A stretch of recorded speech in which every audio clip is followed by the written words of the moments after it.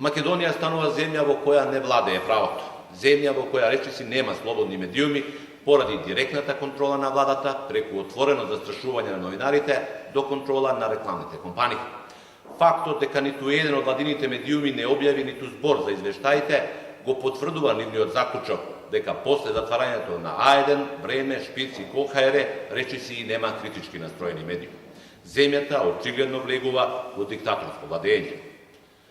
Македонија стана земја и на политички затвореници. Апсењето на Љубе Бошковски и Велија Рамковски, како и урувањето на Космос, само затоа што сопственикот Фијат Цановски премина во опозиција, се посочени како пример за пресметка на Груевски со политичките неистомисленици.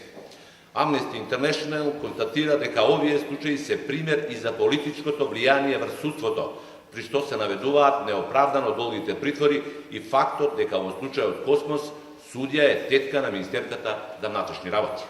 Нотиран е случајот Мартин Нешковски и обидот власта да го сокрие убиството. Изградбата на националистичките споменици ги засилува меѓуетничките тензии, констатира Американскиот Стейт Департмент.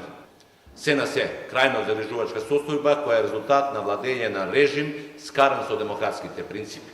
Сето ова несомнено ќе се одрази и врз извештајот на Брисел за состојбата во Македонија.